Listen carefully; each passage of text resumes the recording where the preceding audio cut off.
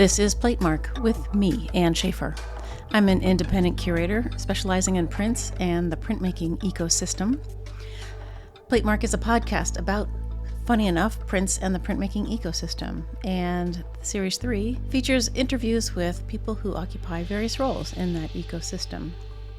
Today's guest is Mike Stark, who is a co-founder and owner of Stark Press Company, a New Jersey company that builds new presses, services old presses, and helps you move them when you need it. Mike and his brother Tom run the company. It's just the two of them with some intermittent help from other people. And one of the people they get help from frequently is Perry Tymeson, who you all probably know is the legendary fix-it guy for presses all across the country. Perry enters into the conversation quite a lot. So whenever we mention Perry, that's who we're talking about. And we also talk about how do you design a new press? How do you improve on something that has worked for hundreds and hundreds of years? The challenges of running a small business and what it takes to maintain your own creative output while you're doing all of this other stuff. My favorite stories with Mike, though, have to do with moving presses and the difficulties thereof. Like, how do you stand a press up on its nose to get it into an elevator? I hope you enjoyed the conversation. It was fun for me. I've always wanted to talk to Perry, who seems a bit shy. Perry, you're coming on the show, right? So I was grateful to Mike for bringing me into the world of the fix-it guys, because it fascinates me. All right, let's see. Housekeeping. I identify as a cis-het white woman, and I use the pronouns she, her. I record Platemark in Baltimore, Maryland, the land of the Piscataway Conway people. Any images are over on the show notes at platemarkpodcast.com. You can also hit the support and donate button over there and help me keep the lights on. All right, let's get rolling. Mike, it's great to see you. Thank you for coming on Platemark this morning. Thank you for having me. Well, of course. Yeah, my goal is to hit all of these pockets in the print ecosystem, and the press builder, press repaired guy has been on the top of my list for a long time, and you are the guy. So that's why we're here. I'm flattered and honored. I'm only one half of the guys. It's me and my brother Tom, who's a little camera shy, but so I'll be talking for both of us, I guess, today. Well, whose idea was Stark Press? Mine. I'm the printer in the relationship. He's more of the mechanic / machinist of the relationship. He's the one that's currently in the back wrenching on presses. And I went to school for print media. And originally the plan was to open a print shop. And it was a print shop. And now it's a print shop / press storage / machine facility that's kind of just outgrowing itself. Oh, really? Yeah, we're currently in the process of looking. We actually made an offer earlier this week on an 1,800 square foot building in North New Jersey, where we hope to move the operation. So, you went to school for prints and printmaking to AIC, right?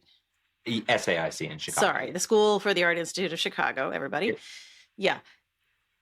Did your brother, was he interested in prints too? I mean, did he back into this because you're in it? So I've been involved in print for the last 15 years in some degree. When I was in high school, I worked for a commercial print shop doing promotional items, T-shirts and, magnets, bag clips, all kinds of stuff. And I originally went to Chicago with the intention of being a graphic designer. And I spent a year in the visual communications program, and it wasn't for me. I really wasn't feeling it. I was like, I can't see myself doing this for the rest of my life. Clicking a mouse. It just, I don't know. It wasn't as exciting as it was when you learned Illustrator and Photoshop in high school. I had a really wonderful high school graphics arts teacher named Pat Gorman, who totally got me into all this. And he's the one that showed me screen printing and really introduced me to print before I got that job. So I wandered over to the printmaking department, and I met a guy named Ollie Watt, and he introduced me to, relief printing and then screen printing. And then it kind of snowballed from there. And I was like, I love this. I absolutely love this. And I could see this being the rest of my life. And when I told my parents, they were terrified. And I was like, no, it'll be okay. It'll be okay. So I graduated with a BFA with a focus in print media, and I moved back to New Jersey. I worked for several years as a sheet metal fabricator for an architectural sheet metal shop in the area. The owner of that company, who's still a very good friend, even though I quit on him one day because I decided I don't want to be a sheet metal fabricator for the rest of my life, was very supportive. He worked me to the bone, but he allowed me to save enough money to buy my first press and rent a space in the area. And without him, it wouldn't have been possible. So I had this studio, and I was like, well, now I need presses. So I was introduced to Perry Tymeson, the wonderful Perry, who without him, I don't know where any of us would be. And he helped me get my first press. And he said, hey, I won't charge you as much for the moving service if you help. Show up with you, another guy in a pickup truck, and we'll pull this 24-inch Charles brand out of a basement in Connecticut and bring it to you in New Jersey. So I showed up in Connecticut with my best friend Ian and my dad and his pickup truck at 7 a.m, and there Perry was, and he was methodical, and it was mesmerizing, and I loved every minute of it. And from there, we've been very good friends, and I worked with him for a couple of years. And my father was always, at first, I don't know if I can say Star World might hate him for this, but he passed away, so he can't defend himself.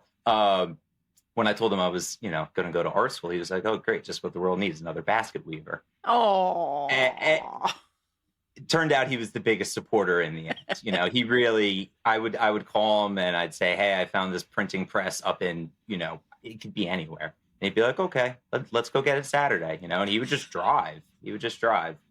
Unfortunately, he passed away in 2019, and I needed help. I needed help picking this stuff up and putting it down and moving it. So I called my brother, and I was like, hey, he was currently living in Pennsylvania at the time. And I was like, hey, I need some help moving some equipment and stuff. Why don't you come back? And he came back, and we incorporated Stark Press Company in 2020. And he's been full-time since 2020. I've been full-time since the end of 2021, I believe. And it's just, I kind of dragged him into it. I was like, hey, there's, a living to be made, and you don't really have to work for anybody or work with anybody except me. So we went for it, and it worked. Who's the boss? It depends on who you ask. I'd like to think I'm the boss, but I'm sure he likes to think he's the boss. Now, we're very cohesive with the way we work. I have my strong points. He has his strong points. And without each other, I don't know where we'd be. Yeah. You're not twins, though, are you? No, he's 3 years older. Oh, okay. He's 3 years older, so I'm the baby brother. Nice.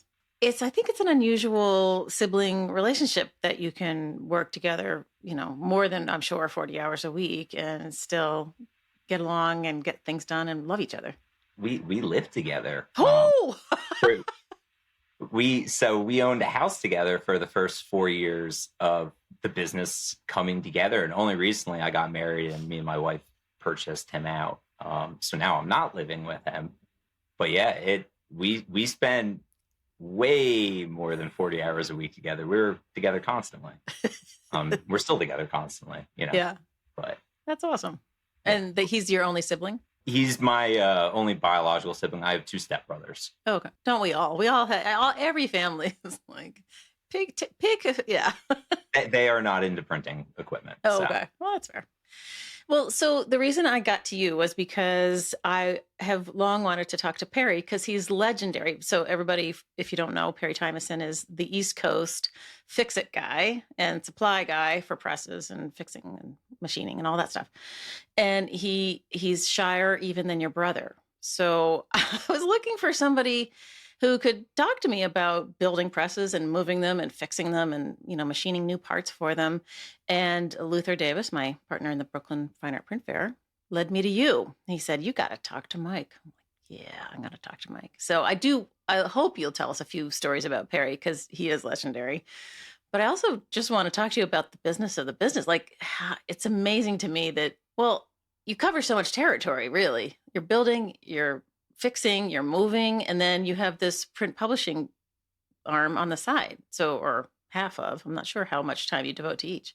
So originally it was 50-50, trying to devote time to printing and trying to devote time to press services. And unfortunately, the printing has taken, it's maybe 15-20% of my time nowadays. Being a New Jersey resident in a New Jersey shop surrounded by big Italian New Jersey weddings, letterpress is very popular here. That is the majority of the demand. Never really personally broke into the fine art market, print fair type stuff. Although I work with a lot of wonderful artists who do, and to me, that's good enough. I'm really happy just to get to visit their studios. So that's always fun. But the printing press servicing, it originally started as just kind of buying and fixing and selling equipment. That's what it started as. And then my brother was like, well, I know how to operate a Bridgeport and a lathe, and I can make stuff. Like, why don't we make new ones? And I was like, yeah. I was like, we could do that. So we got the equipment and we started doing that. And then people were like, well, I need a part. And it was like, okay, we can do that. And it's just kind of snowballed. And there's been demands for things, and we'll make it and we'll offer it to the public from there. So every year it grows a little bit. And this isn't a get rich quick business by any means. By any means. I say this to my wife constantly. I'm sure there's easier ways to make a living, and I don't know why I do this sometimes. But it's a deep love of the community and the equipment and just everything about printing. I think that's a through line in the printmaking ecosystem. Like, nobody's in this getting rich. No. But it's I always describe it as the nicest corner of the art world, where people are, want to help each other and because we have to. We need you to come and fix our presses and, whatever.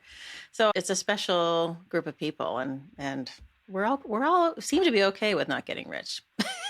I think we've all just kind of accepted our fate at this point. Exactly. Exactly.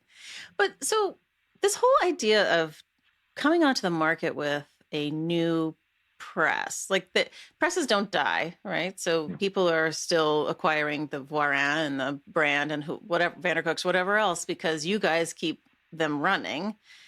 So how do you even start designing a new press? Like, I don't even know what's how do you do that? Well, I think it's important to try to not reinvent the wheel. There's a tried and true design for etching presses and other types of presses that has worked. The design has worked flawlessly for years, and slight improvements here and there, but they're minimal in the grand scheme of the design. So the first press that we started to build was modeled after the original 12x24 Charles brand tabletop etching press, and it was basically an identical clone. And then from there, we improved on some of the manufacturing process. We eliminated welds and started just making everything from solid pieces of steel, and just kind of streamlined the aesthetic of the press and built it out of slightly better materials and things like that. But we didn't reinvent anything at first. And then when we moved over to building a 16x30 etching press, which is our largest and second model that we're currently offering, we start to look at and we're like, okay, well, this is a better design element that we can incorporate, and this is something that we'd like to add to the press. And it just turned into, when you spend 40 plus hours a week working on all types of presses, you see how they're designed, and you see what works and you see what fails, and you just become familiar with it. So you say, okay, we're not going to do that because that's a failure point, and we're going to do this instead. It's trial and it's error. And fortunately, other people had to make those mistakes for us. And, some of those mistakes I'm sure will fall on us at some point when we try new things, but that's okay. For the person who doesn't work around presses all the time, I'm an admirer from afar, and I have printed a few things with my friend True. But I was visiting Phil, I think it was. Yeah, it was Phil in Asheville, and Phil Sanders. And we were talking about the distribution of pressure across the roller. Mhm. I'm sure I have the technical terms wrong, but it would never have occurred to me that there was any issue at all because the thing looks so goddamn heavy. Like, it's amazing to me that the mechanics of something that's so solid and so substantial could bend, I guess. I mean, it's insane. It's really just, basic engineering at this point. I'm no engineer. And I'm not an engineer, and I'm not going to claim to be an engineer. I spent one semester in the designed object program at the Art Institute, and I learned about, this is when 3D printers were like just coming out and everything. So we're learning Rhino 3D modeling, and they had us remodeling iPhones and 3D printing them and stuff. And I was like, this is cool, but I don't want to work in this type of industry. But I always kind of kept it in the back of my mind, like, hey, these skills are useful somewhere along the way. So everything that we're doing, and it's all self-taught. There's no formal mechanical engineering degree. It's the machinist handbook and stuff like that. But there's rules to it, and things will bend and things will fail, and people have an incredible way of breaking stuff. It's really impressive. But you guys are concentrating on etching presses only, or are you branching out into? No, we only build new etching presses, and that it'll probably remain like that for a while. But we service and buy and sell lithography equipment, letterpress equipment, occasionally some screen printing equipment, binding equipment, cutters and job backers, and all kinds of random stuff. It just depends on if somebody's looking for something. We tend to get artists and individuals who will contact us and say, hey, I'm looking for this and I can't find it. And we'll put them on a list. And when we stumble across it in the future, we'll, try to facilitate that transition from one person to another. But feels like there should be some central database for all of the equipment, like there is a wonderful Vandercook census run by Paul Moxon. Oh, hey. So if you have a Vandercook and your serial number is not on it, please add it. Wait a minute. Back up. Who's Paul Moxon? Paul Moxon is a wonderful Vandercook press mechanic. He's the guy. He's the Perry of the Vandercook world. Whoa. Okay. I have not traveled into the Vandercook world. Wow. Where is he located? That's a good question. Oh, shoot. Not on the East Coast, I don't believe. Isn't there a Perry equivalent on the West Coast? Is it Stephen somebody? Steve, are you talking about Steve Robinson? Maybe. I don't know. Steve Robinson is, I guess, Midwest. I think he's in Indiana. Oh. Okay. And he's similar to Perry. He buys and sells and moves equipment. So Steve drives around the country running a open trailer, and he's just got equipment loaded, and he'll bring it from A to B for you. And he'll load it and unload it.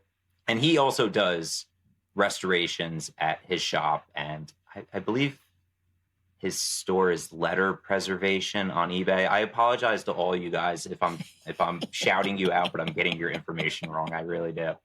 I believe Steve's Letter Preservation on eBay, and he sells etching presses and letterpress equipment. I got my Vandercook from him, thankfully. Oh, there you go. Yeah, no, I think that's right. Somebody had mentioned him to me, and I lost track of the name, of course, because I can't remember a thing. But you guys are like this fabulous fraternity, and there are not very many of you. Like, there should be a little conference. You should all meet up in Puerto Rico or something. we're all friends. You'd have to be, right? It's very hard to get things done without support sometimes, and sometimes you need somebody to pick something up in California and drive it to New York, and I've driven to Denver, I've driven to Wyoming, but it's a chore. It takes a long time. It does take a long time, and it's exhausting. Well, you've seen a lot of the country, though. That's the benefit, right? And now you know all these cool people. Yes, that's probably the best part about this whole gig is the people you meet along the way. They're they're wonderful. Their art is wonderful. Their spaces are wonderful. It's nice. I have this unrealized idea in my brain about writing and it must probably will have to live online because it will change all the time as you guys buy and sell stuff. But the provenances of each of the presses, like they don't die, right? So the press that you're using might have come from, some famous artist in Boston, and that one might have come from, Paris and I find the history of these inanimate objects, but the life and work that they've seen go through their systems, like, I don't know, just so intrigued by it. When I get the history and the backstory of a press, I always pass that information on to wherever it goes. I try not to let that die. But sometimes you find presses and people, they can't tell you where it came from. It's just sitting in a barn or sitting in a basement, and, grandpa put it down there years ago and they don't know. Like my first press it was a one owner press. She owned it for years. And unfortunately, she was an older woman who was being forced to sell her home and move out. So she had to get rid of her press, and she really didn't want to sell it. She wouldn't even let us in the house to look at it until we showed her the cash to buy the press. It was very strange. Oh boy. But by the end of the situation, we realized that it was just, she was upset. She had to sell her etching press. Who wants to do that? Right. And her name was Yvette. And don't worry, Yvette, your press is in good hands. Never selling it. It's right there. Nice.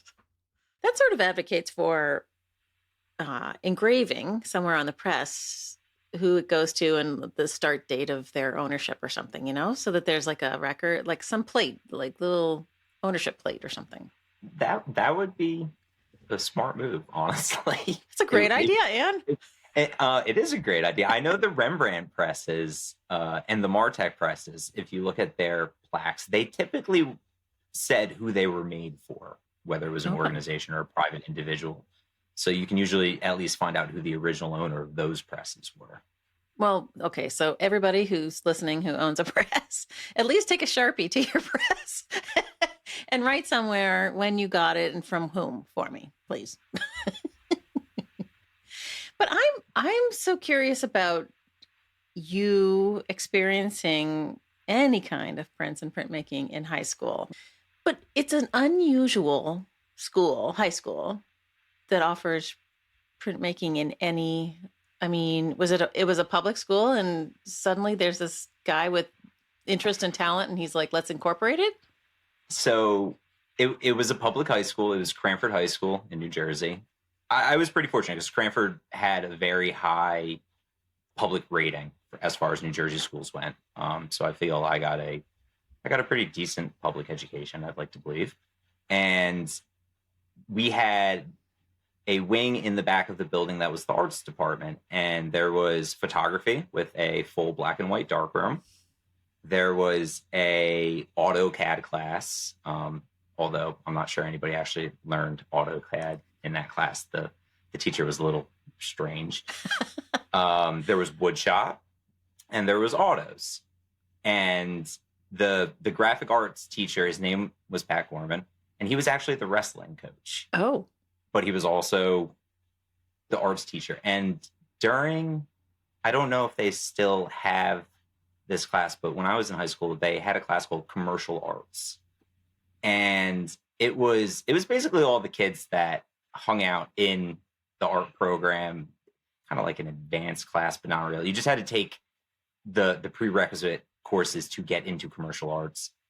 And we would hang out and we would do random projects with them. But in the back of this classroom, there was a full 8-arm, 8-color screen print setup for printing T-shirts.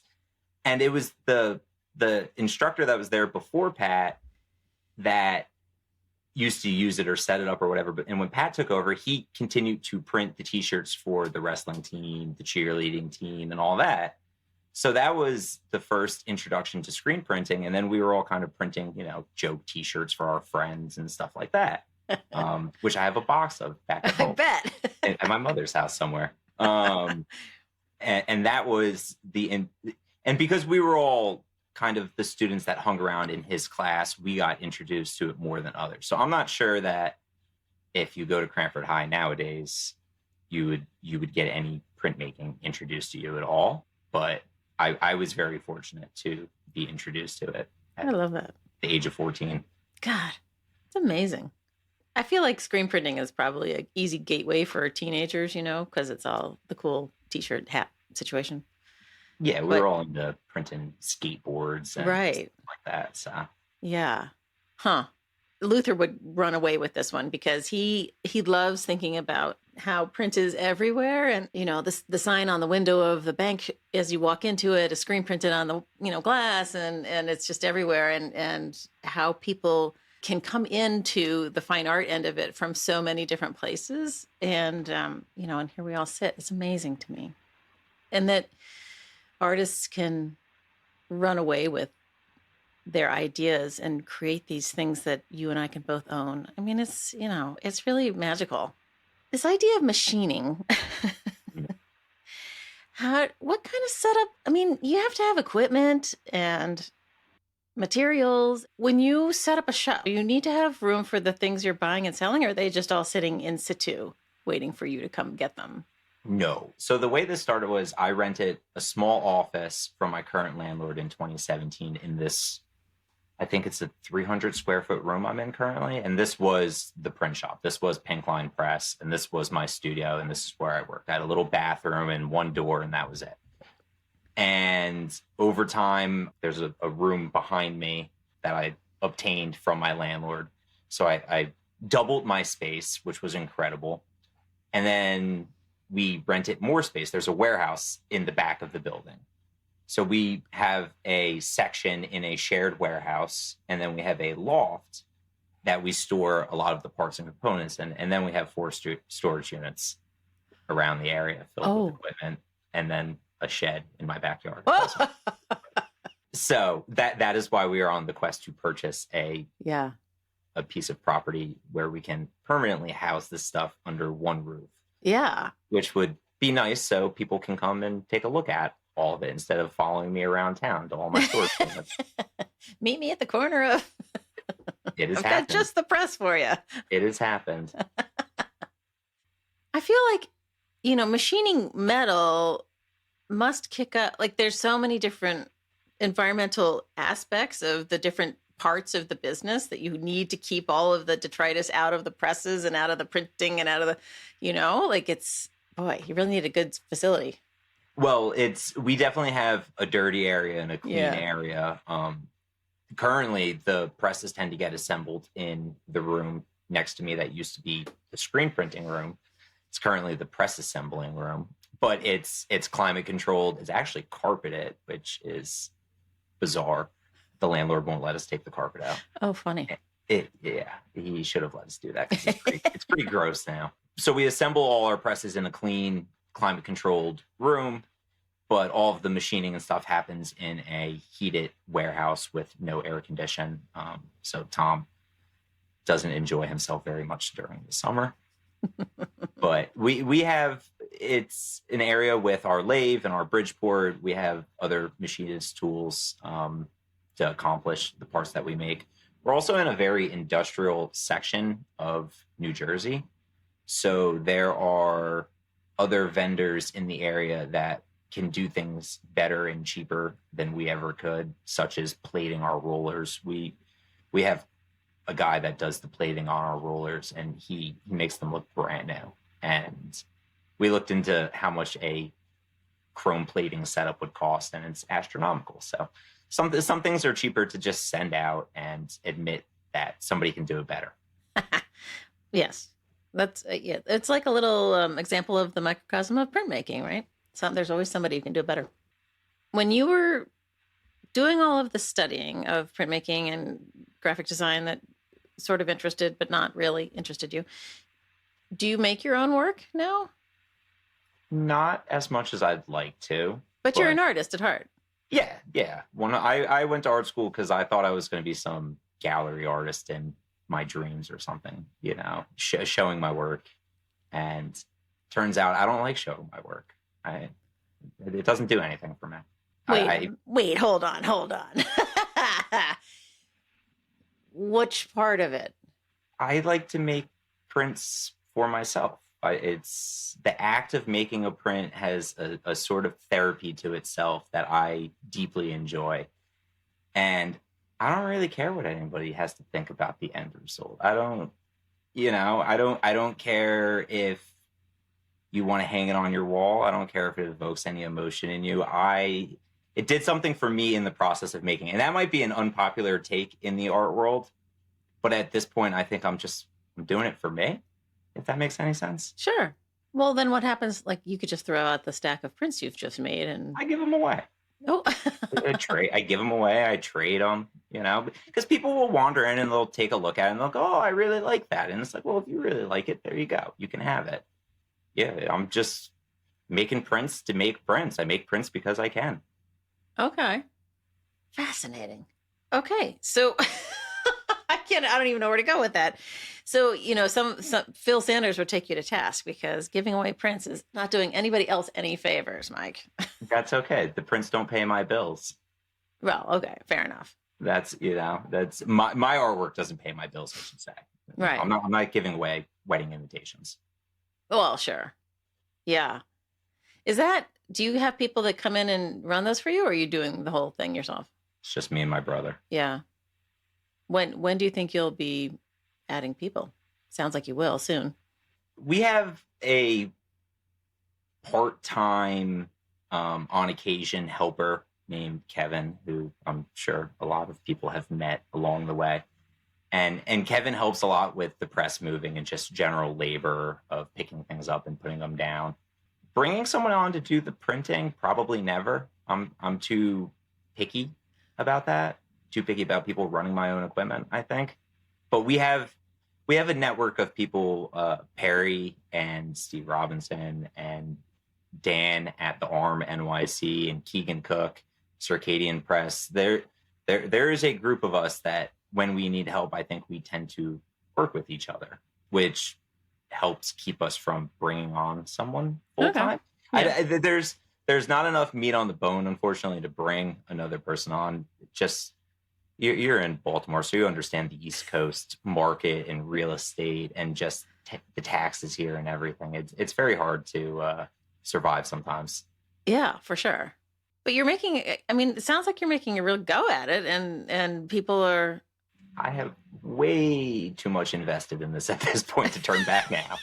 Way too much. Way too much. Yeah, but we need you, clearly. I mean, I assume Perry is going to retire at some point. Never. Okay. Never. He's gonna. No. Perry will never retire. He'll drop with a beer in his hand or something. I don't know what'll happen, but he'll never retire. Yeah.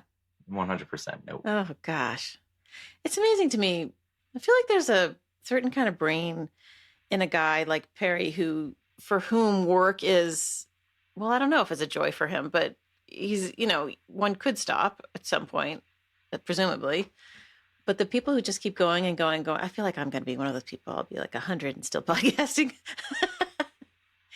But it's amazing to me, like, that the human brain can make people that are like, I'm going to go forever. And then other people are like, I'm going to go to Hawaii, It's so fascinating. Well, I think it's when you have a job that you love and you love what you do, it's what else do you do? That's when you work a job that you hate, it's really easy to say, oh, I'm done with this. So I understand it. From both angles. I understand people who want to continue working and people who don't. I feel like the people, maybe because there's not a lot of money to be made, like the ecosystem just draws people to it that are passionate and lifers, I guess we would call ourselves. Definitely lifers at this point. Yeah, exactly. Do you ever do demonstrations for like print clubs or groups from museums or anything like that? Yeah, so I've done some visiting artist talks and things like that. I've been teaching at local nonprofits since 2016 around New Jersey. I'm currently teaching at a place called Ducray, a School of Art in Plainfield, New Jersey. I teach usually 1 or 2 classes a semester, currently running an advanced relief class that should start in like 2 weeks. It's every Sunday morning for 5 weeks, I believe. So I teach others how to make prints occasionally. I used to do it more, but it's kind of taken the back burner to things. Yeah. Well, it takes time, right? And that's your weekend. Well, I, You love it. Okay, the days blend together. The days blend together. I had to double check that today was actually Friday. Well, there's a hangover from the holidays for sure. I didn't know what yesterday was either. Like, where are we in time? Oh God. But you are newly married, and is she an art person too?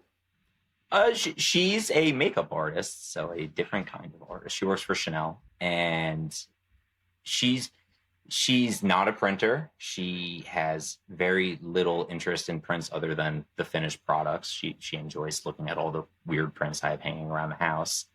But she's known me as long as I've been printing, and she's always been very, very supportive of all of this. So I don't know. I've got the best wife. Yeah, that's good. That's a good attitude to have in the early days of your marriage. No, congratulations to both. Thank you. I'm sure people are going to ask him in 10 years. Yeah, right. Yeah.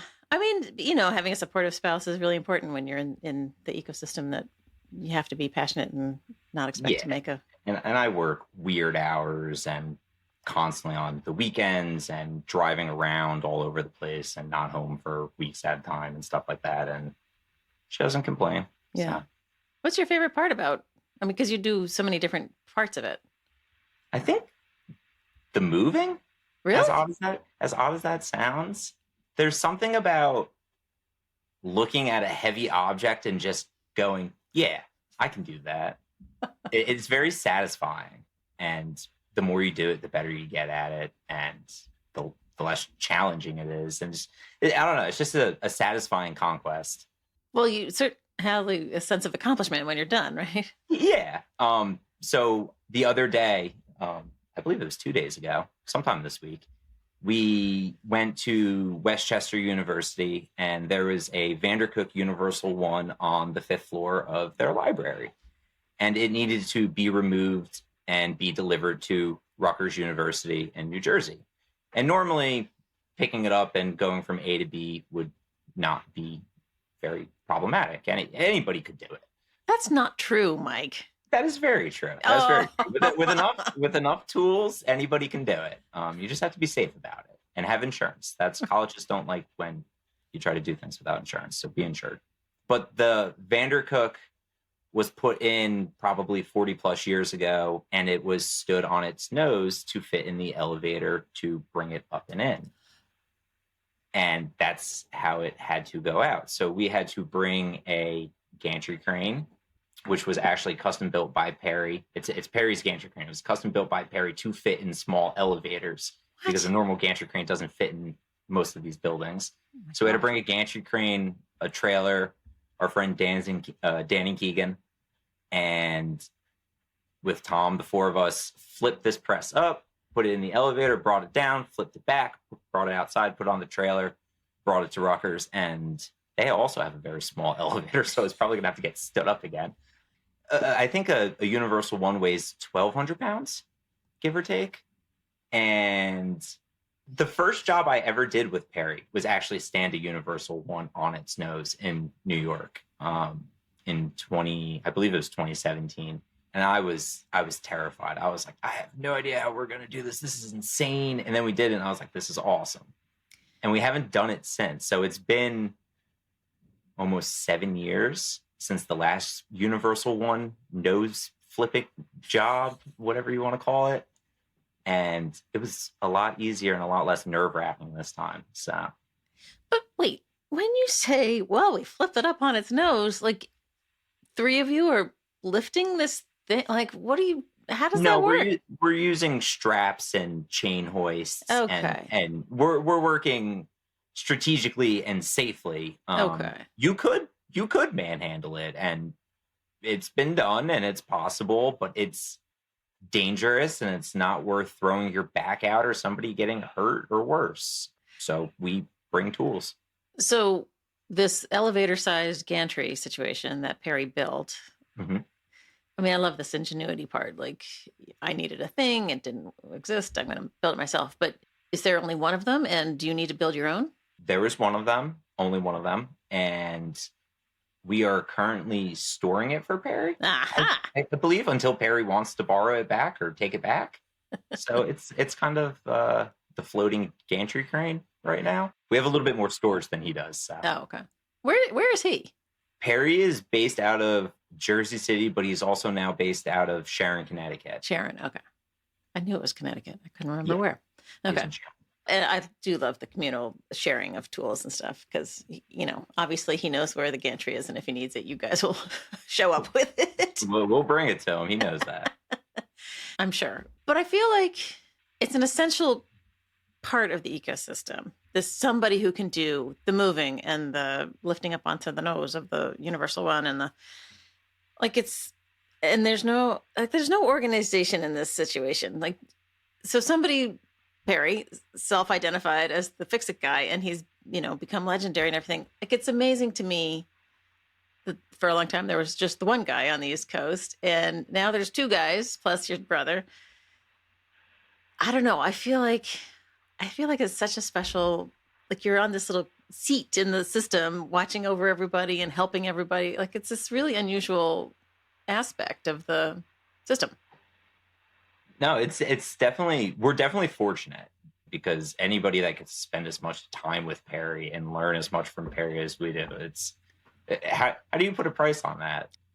I've been in studios that I don't think most people would ever be invited to in a normal situation, and I get to go there and I get to see things on people's walls that, well before they're in the museums and things like that. And it's cool. It's very, very cool. And it's definitely this weird ecosystem. Cause you kind of, we kind of get to know the gossip before it happens. We get to hear they're getting rid of this press and this is happening to this shop. And yeah, we're not sitting around gossiping about all the print shops. You guys aren't that interesting, but you know what I mean. Sometimes we get to hear it first. Yeah. So yeah, I guess maybe we're that little corner. What's the hardest move you've done? Well, you don't think anything's hard anymore, so maybe that's a bad question. No, that's not true. That's not true. The hardest move. Oh God. Maybe there was a Vandercook that had to go out a window once. So we had to get a crane and it had to get picked up and thrown out the window kind of and lowered down onto the truck. But from there, it was easy. But how much does it cost to rent a crane, for God's sake? Oh, it depends, but usually minimum $1,500 to get them out there. That seems so cheap, it's such a giant piece of equipment. It's crazy. It really fluctuates. You have to find a local crane guy. The killer is if they have to drive, because cranes get terrible gas mileage. So if they don't have to go very far and it's only, an hour of their time and they need two guys, whatever, to operate the crane, it's not too bad, but the jobs can get very expensive. We did a job once with Perry where a press had to be craned over an entire building. What?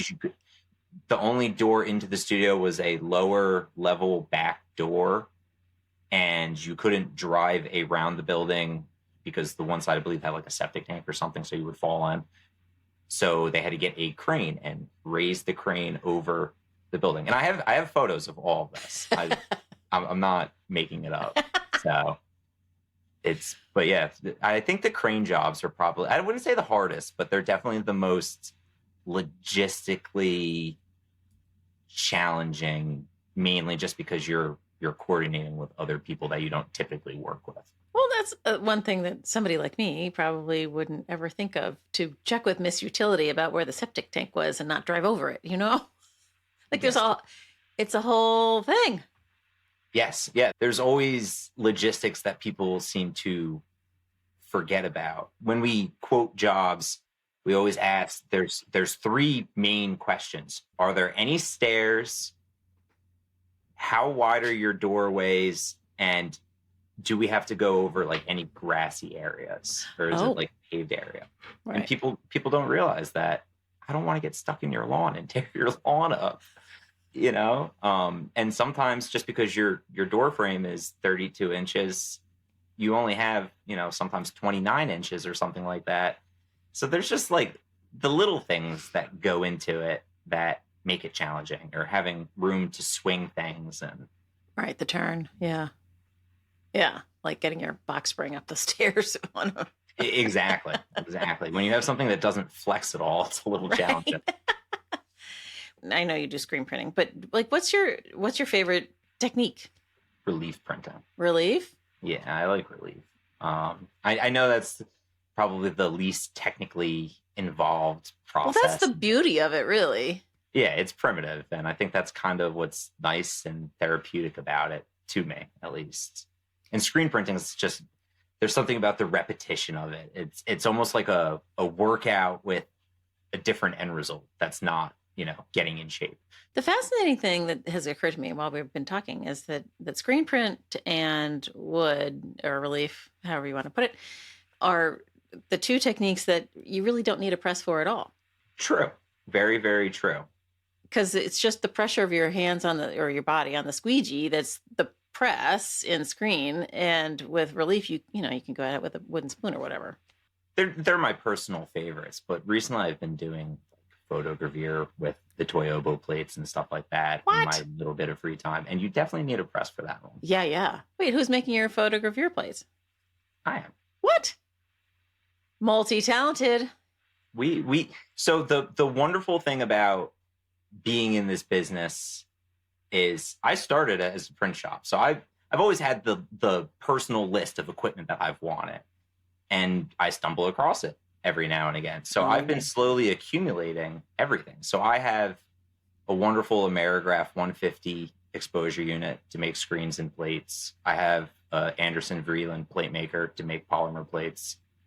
So between those two things, I can pretty much produce whatever plate I need in-house up to a pretty reasonable size.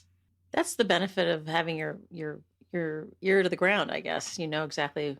And there's plenty of equipment that I've paid probably way more for than I should have, but I still feel like I got a deal at some point because I get to have it.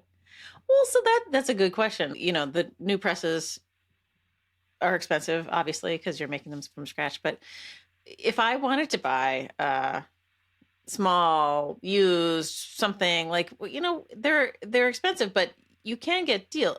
Well, I guess my question is there some sort of standard pricing that happens if you are getting the Vandercook versus the brand, or is there some understanding of what those things are valued at?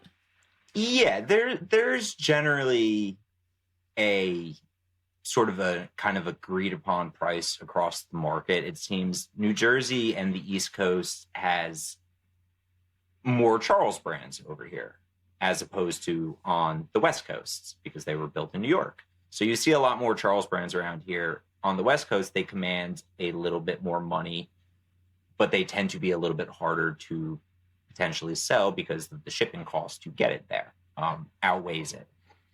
So like Vandercooks are probably the most expensive presses on the market. Really? Consistently, yes. Wow. Because I would say you can't really get a Vandercook SP15 or a Universal One or any of the Vandercooks that anybody's really looking for. I don't think you can get them for less than $10,000, $12,000. Wow. And that's probably conservative. I've seen them go for 15, 16. And they're worth it. They last forever and they can be maintained. And there's people out there that sell parts. NA Graphics in Colorado has all the plans for Vandercook. So they're serviceable. So it's worth the money. They're expensive because they last forever, or there's demand? There's demand, and they're quality presses. They're really enjoyable to print on. They kind of just have this cult following. They're the letterpress ones, right? Yes. Okay, just making sure I understand. No, I know what I'm talking. I have one over here in the corner. I'm sure you do.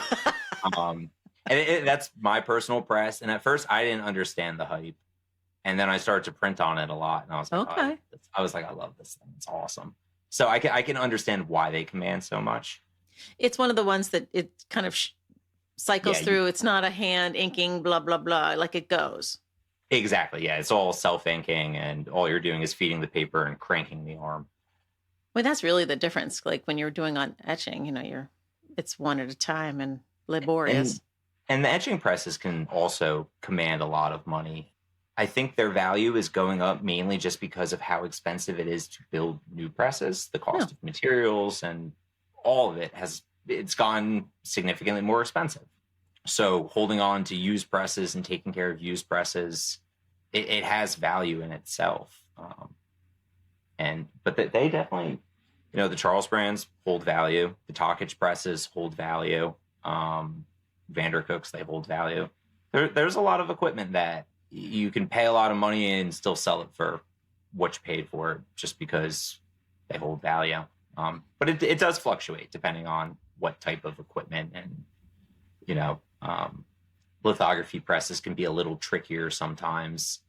Large lithography presses are very, very hard to find homes for, and unfortunately, you would think that there would be more demand for them sometimes. I would.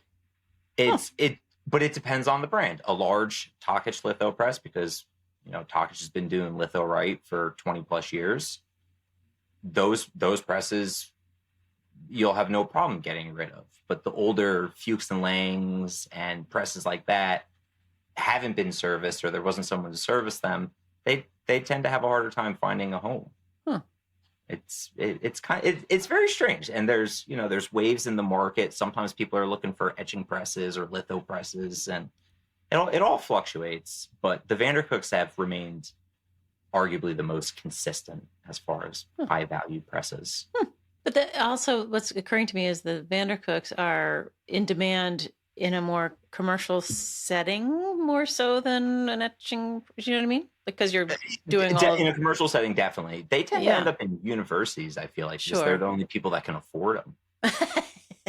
Yeah. But here's a question for you. This is, I sometimes I'm playing dumb and I'm asking questions because I think people will be interested in, but this time I'm really asking because I don't know. I've always been confused by why a litho press has a bar that kind of squeegees along as opposed to a roller. I think it's just the distribution of pressure because of the stones. The fragility. Yeah. You're not trying to bust stones, potentially. I don't know. I don't know. Listeners, write in and let us know. Oh God. Yeah, that's actually a good question. Thanks. I'm going to assume that's because you need the scraper bar to have a little bit of play to prevent busting the stone, as opposed to if you just have the cylinder down. I mean, because most presses have self-aligning bearings, so there is a little flexibility in the alignment of the press, but not as much as a scraper bar has. Litho is my weakest printmaking process. I did litho in college. You litho people are insane. I'll move and fix your press though. Well, yeah. Well, so if there are people listening who are like, my grandpa had a Vandercook in the back 40, what's the best way to get in touch with you? And shoot us an email, send us photos. Yeah. Give us a call. How far do you go? Will you drive to California? Yeah. It's the problem with that is we need to bring our tools with us, and flying with that much equipment and stuff would probably be a nightmare. I don't know. We've never really tried it because the logistics of that has always seemed very daunting. So we've loaded up our car and we've driven to Denver. We've driven to Wyoming on separate occasions, and it was beautiful. So yeah, I'd keep going to California, just not right now. Oh, I know. Oh, it's so awful. As we're recording this, the fires are just not even under control in LA. Yeah. But it does sound like the ecosystem needs people to be sort of, spread out across the country, because buying your services local makes a whole lot of sense. Yeah, there's definitely a benefit if you're in the tri-state area. Those people definitely benefit the most, and that's, the majority of our clients and customers. If you're farther away from us, we tend to basically let them know, like, hey, it would be pretty expensive to have us come for a single trip to, service one or two presses. But if you know other artists in the area who also have equipment or other institutions, let them know that you're talking to us, have them reach out, and we can group you all together. And then everybody's just dividing the travel costs, and it saves significantly. Yeah, so they gang up. That's a great idea. Did you Yeah, hear that, everybody? if you're far away and you need our services, talk to your friends and then have everybody reach out. That's brilliant, really. You do a little road trip and you're Exactly. We'll turn it into a week-long trip or whatever, and we'll make a couple stops along the way, as opposed to, just making one direct call and shooting back home. Right. Okay. That's a great, I like that. I think we should end there because that's a brilliant, well, if anyone's listened all the way through, that's like the best piece of advice we've had all day. That was awesome, Mike. Is there anything we haven't talked about? What's anything coming up that we should mention to people?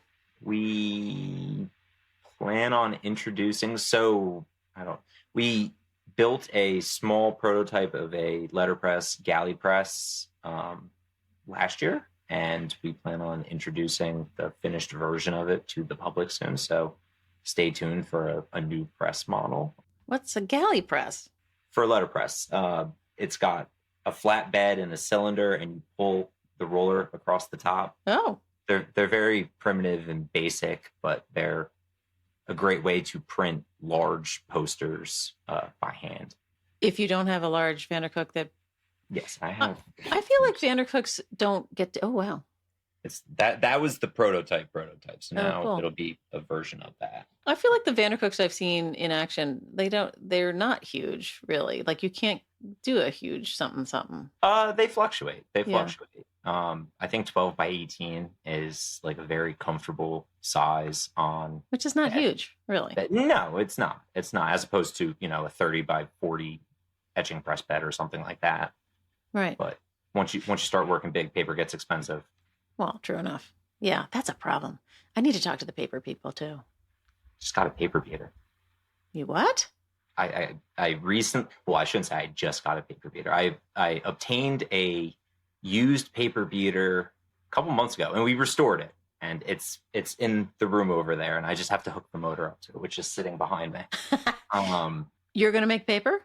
Yes, I used to work for a nonprofit that was a printmaking / paper making organization, and so I was very fortunate to spend almost 4 years using a nice Reyna beater, and I got to go meet David Reyna at one point and see his shop and talk to him, and I was like, oh, these things are awesome, and I was like, I need to get a beater, but I don't have the $14,000, or they're very expensive. Wow. Rightfully so. David is building quality equipment, but rightfully so. But I don't have that type of budget for a paper beater. Wow. So I found an old cast iron one and made it nice. Oh my gosh. I'm going to make my own paper. For fun. Yeah, for my prints that I refuse to sell. Right. Exactly. Yeah, there's no real rhyme or reason to anything that's going on that end, so don't worry. But that's kind of the brilliant thing about you, Mike, is that you're an artist and you have set up a print shop so that's there when you can do it, but you've built this whole business on this other side because you have talent in both ends. Like mechanically, I don't have mechanical talent. Like I'm terrified of pulling things apart because it will never go back together. And also the artistic side, and also like you kind of are hitting it all. You gotta. Nobody's gonna build the website, edit the website, answer the emails, do all of it. I think that's kind of the joy of running a small business. You have to do everything, and what I don't do, I make Tom do. Well, no, I get the small business aspect of it, but you have like 3 small businesses. That's always been the goal. I've always wanted to work for myself. I've been told that I don't play well with others. What? I do, but I have an aggressive view of how to do certain things. Let's get things done. And I worked in the nonprofit sector, so it's a very different world. I've always wanted to. The guy that owned the sheet metal fabrication shop that I worked for was a small business, but he had 15 employees, and a wonderful business. And I was always like, I want to be like this. I want to, be as successful as Dennis and having my own operation, just doing whatever I want, whenever I want. And I'm not quite there as far as the doing whatever, whenever part, but you're on your way. We're very fortunate that we get to do the types of jobs we do. I'm okay with not being picky about it. I just am amazed at, the various areas that you have incorporated into your business life is I have a lot of interests. But they're all different kinds of brain spaces. I don't know. I know you're you, and it's always been that way. I get it. But believe me, it takes a special brain to hit all of those. Yeah. Keep it all safe in that little beanie of yours. That's where all the hair's kept. Yeah. Tuck it all up in there. Yeah. All right. Well, people can find you easily online. You're there. Yes, I am. Pink Line Press is there, and Stark Press Company, both. Yes. And people should reach out if they need fix it or new or sell or buy and sell, all of that stuff. And also, I assume you'll contract print if you... Yeah, I would love to do more contract printing, honestly. That would be a great way to spend my quote unquote free time. You are in for life, Jesus. Oh yeah, there's no turning back now. And I'm so bad because I always tell my wife, I'm like, you better pray that we don't die simultaneously because there's way too much stuff in this building. All right. Well, thank you for talking to me.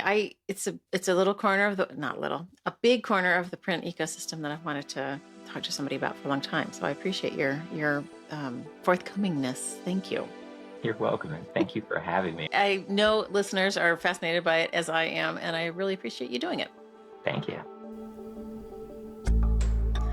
Hey everybody, thanks for listening to this episode of Platemark with Mike Stark. I hope you enjoyed it as much as I did. I find him funny and charming and hardworking and all of the things that go into being a successful small business person and artist.